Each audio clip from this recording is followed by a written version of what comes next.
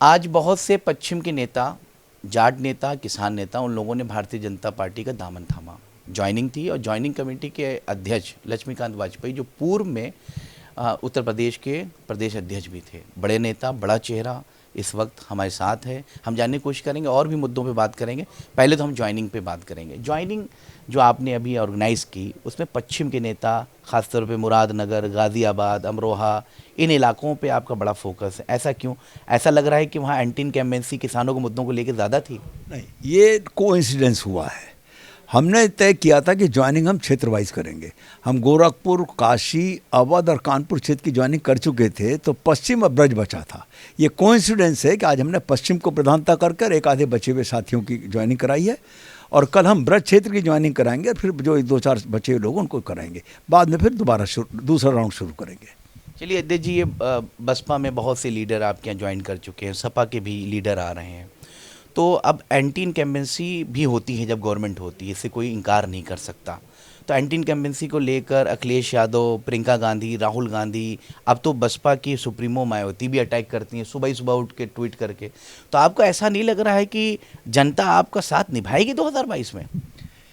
ये तो सत्य सिद्ध है कि एंटी इनकम्बेंसी होती है, कितना भी बढ़िया काम करो, लेकिन अगर कंपैरिजन में अध्ययन किया जाए उसका किए हुए काम और फिर एंटी इनकम्बेंसी, तब उसमें प्रधानता किए हुए कामों को मिलती है जो जनता हमको दे रही है।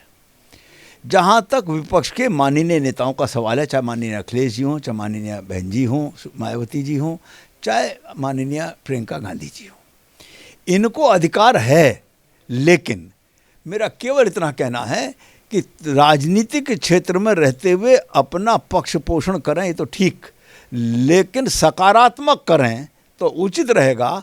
उनका इतिहास, कांग्रेस का इतिहास 14 साल पुराना सत्ता में रहने का, बसपा का सत्ता में रहने का इतिहास 10 साल पुराना है, और सपा का तो 5 साल पुराना इतिहास है। उस कार्यकाल में क्या था इसको देखेगी, और जनता को 2 चीज़ चाहिए, एक कानून व्यवस्था, एक भारत राष्ट्र की रक्षा। क्योंकि भारत माता बचेगी तो देश बचेगा, तो फिर हम सब बचे रहेंगे, हमारी सारे वर्ग, बिरादरी, सब कुछ बचा रहेगा, राजनीतिक दल भी बचे रहेंगे। तो कानून व्यवस्था के साथ पर आदरणीय योगी जी की सरकार के द्वारा जो किया गया है वो अभूतपूर्व है, ना भूतो ना भविष्यति जैसा काम है।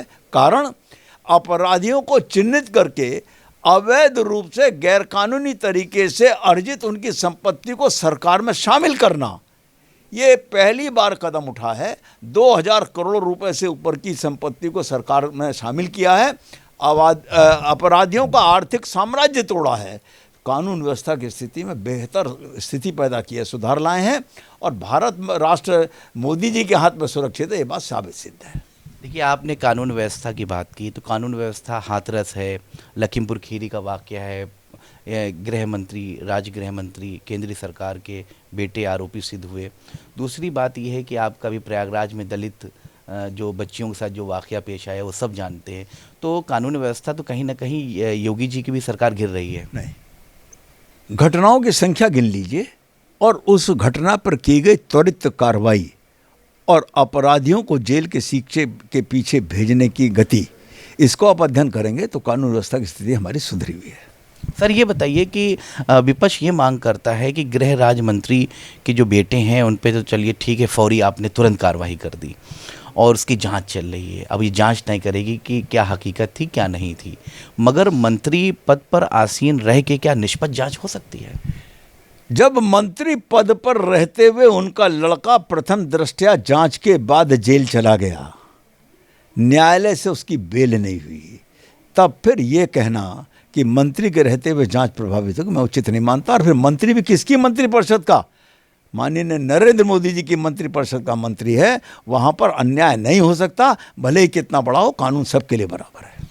अब ये बताइए कि आने वाले कल में बहुत सी आपकी दुश्वारियाँ फेस करने को मिलेगी, खासतौर पर पूर्वांचल में। ओम प्रकाश राजभर आपके घटक दल थे, वो चले गए, भर समाज का बहुत वोट है पूर्वांचल में, तो पूर्वांचल में स्थिति तो आपकी नाजुक लग रही है। किस तरह से आप उस सफ़र को आगे लेके जाओगे?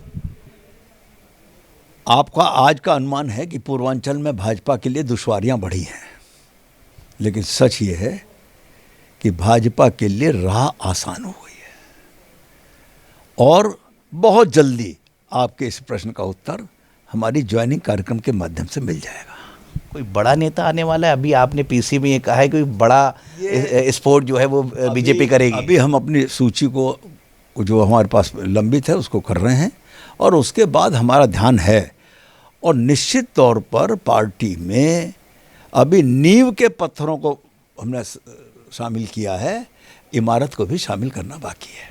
वो इमारत कौन सी है, कुछ बताएंगे? वक्त बताएगा, रणनीति में ये बताना जरूरी नहीं। आखिरी एक राजनीतिक सवाल है, कुछ हम लोग के जो सूत्र हैं, चर्चाएं हैं मीडिया फर्टिनिटी में कि अखिलेश यादव के चचा शिवपाल यादव सफ़र कर सकते हैं बीजेपी के साथ, ये क्या इन खबरों में कितनी सच्चाई है? मैं समझता हूँ कि इसमें कोई सच्चाई नहीं है। बिल्कुल क्लियर। हाँ हाँ, ये थे हमारे साथ लक्ष्मीकांत वाजपेयी जी, जो अध्यक्ष हैं ज्वाइनिंग कमेटी के।